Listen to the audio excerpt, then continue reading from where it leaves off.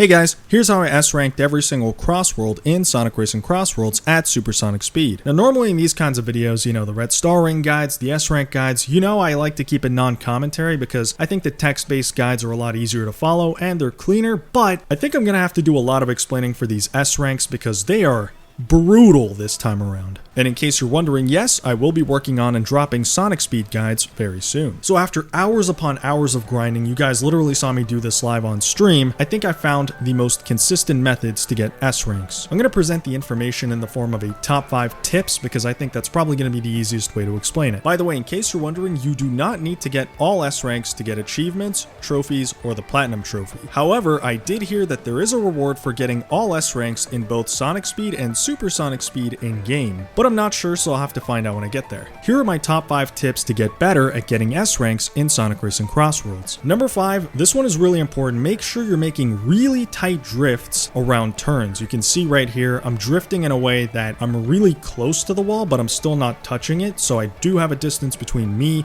and the wall, but it's so little that I'm saving so much time by doing it this way. You're basically almost brushing off the perimeter of the track walls, but if the path is a little bit too windy and you're worried you might hit something and hit the wall and lose rings, then don't take the risk, but still try to get as close as possible. But I'd say that it's most effective with a handling or a boost type vehicle, although sometimes even then it isn't always a guaranteed formula for success. Like if you take a look at Roulette Road, for some reason it's more optimal to stay in the middle than it is to stay closer to the right here. It's kind of weird. If you have a speed car, it's a little bit different because I kind of feel like you want to be turning as little as possible with a speed car to optimize your top speed. Trust me, you want to avoid heavy drifting and even snaking in a speed type car. It's much better to literally go forward. Number 4, this one's really important if you're new to racing games, especially arcade racers, but you need to keep in mind that a lot of these tracks are very small. So seriously, you don't always need to be holding accelerate to go forward, especially when making turns in the air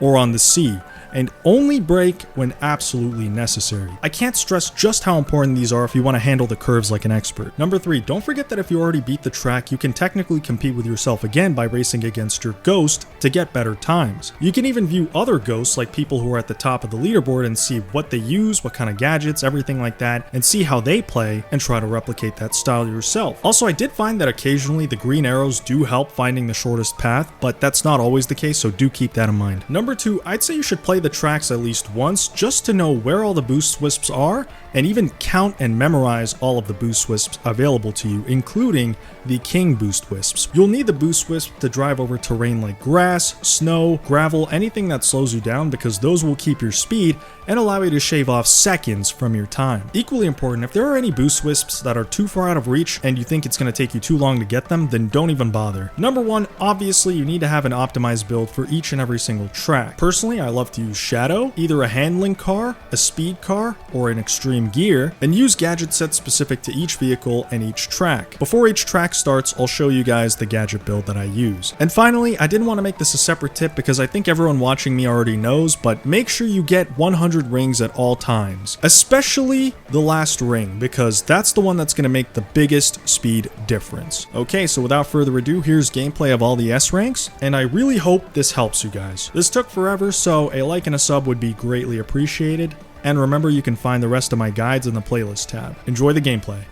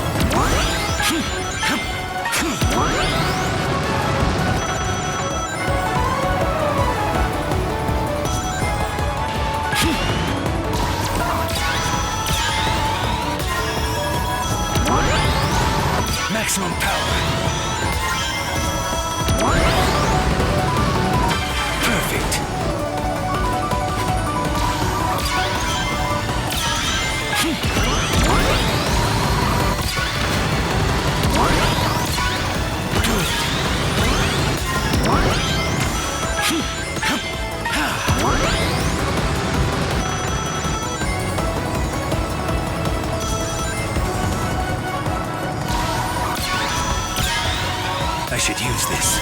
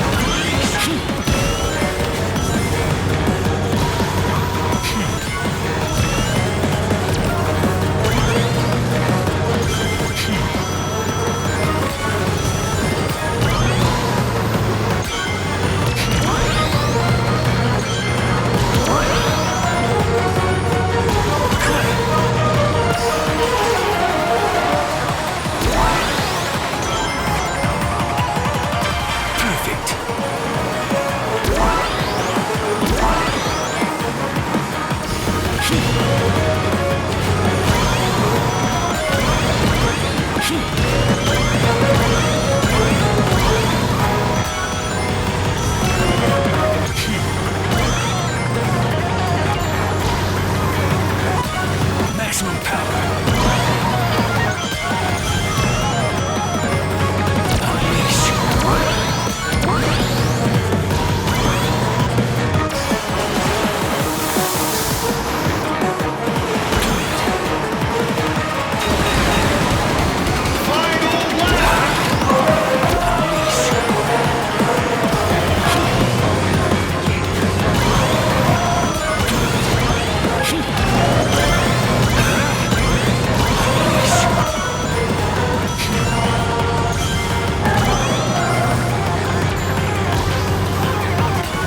Maximum power.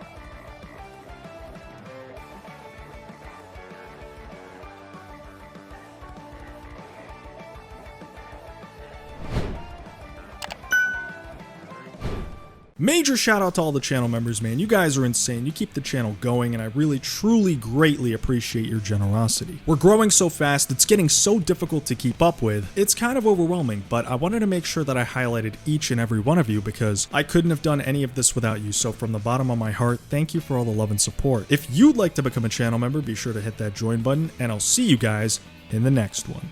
Peace out.